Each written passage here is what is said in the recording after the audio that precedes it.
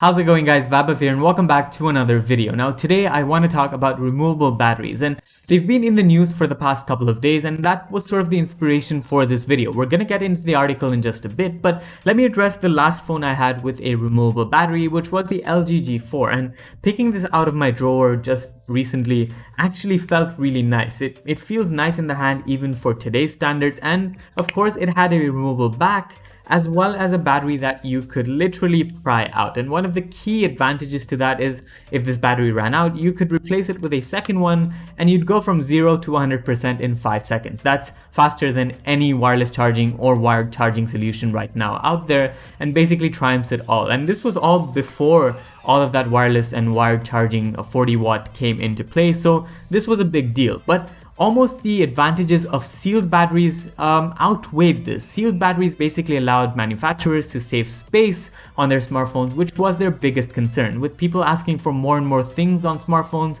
of course, manufacturers needed to seal their smartphone shut, and the only way to do that was to seal the battery. Now, this allowed smartphone manufacturers to sort of cram in 4 cameras, the micro SD card slot, the 3.5mm headphone jack, and basically everything you see on a modern day flagship smartphone nowadays. The second reason, of course, is IP68 certification. It's much easier for a smartphone that's sealed to have both water and dust resistance, and as a matter of fact, none of these smartphones that we had with removable backs actually had IP certification. So this only came about once we started to see sealed phones in the wild. And the third reason is more of a simple one. Smartphones nowadays are made of glass panels. If you pry open a glass panel, there are chances of it breaking. That is an added cost on the consumer, and manufacturers don't really want that, so they're avoiding it. But it looks like Samsung is working on a smartphone with a removable battery. Now, this is by no means a flagship smartphone. We're expecting something in the Samsung Galaxy A series, which is nothing really revolutionary, and we're looking at an A10e sort of smartphone. The exact model number is the SMA013F, whatever that means. But if you look and scroll down further, you can actually get a glimpse of the battery. And funnily enough, the 3000 mAh capacity is the exact same capacity we had on the LG G4. That's not a coincidence. But the reason I made this video is because there is another phone out there with a removable battery, but also IP68 certification. And that's, again, from Samsung. It's the Samsung Galaxy XCover Pro. And this is a rugged smartphone. It's made for a specific use case scenario, but you do get a removable battery, as you can see right about here, and you get IP68 certification as claimed here. And this phone basically sells for $499, which translates to roughly around 2,000 dirhams, maybe 1,800 dirhams.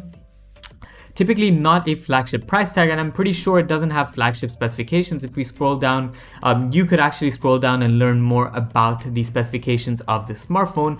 But I really want to point this out. You could have IP68 certification and a removable battery. And because Samsung is working on bringing these batteries back, what's the chance that, maybe a flagship smartphone in the next 3 years might actually come with a removable battery? Because as much as we want, fast charging solutions to take 10 minutes to charge the battery from 0 to 100%, it does affect battery life in the long run. If you check battery health every 3 to 6 months, it starts to depreciate. So recently the OnePlus 7T that I'm using, or the 7T Pro rather, that I'm using, the battery health has gone down from a 99% rating to a 93% rating. And that's because I've been regularly charging it using OnePlus's Warp charging, and I've seen many examples of that on Twitter as well, where people are reporting a reduced battery health after using the phone for maybe 1 or 2 years.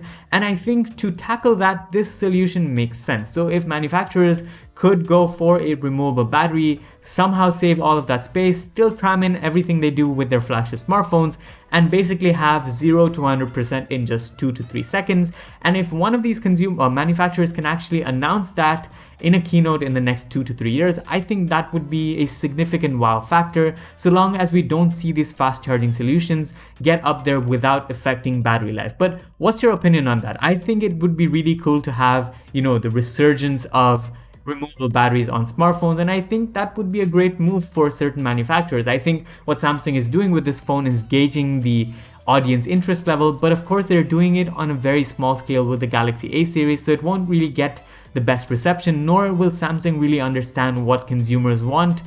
They have to take a risk with, a smartphone like the Galaxy series or the Galaxy Note series or the Galaxy S series, but I think doing that is coming maybe in 2 to 3 years, and that'll obviously take time. But let me know what you guys think about this concept of removable smartphones. Were you around when removable smartphone batteries were around, or did your first phone have a sealed battery? I don't really know what my audience age is, so let me know in the comments down below. Thanks for watching this video.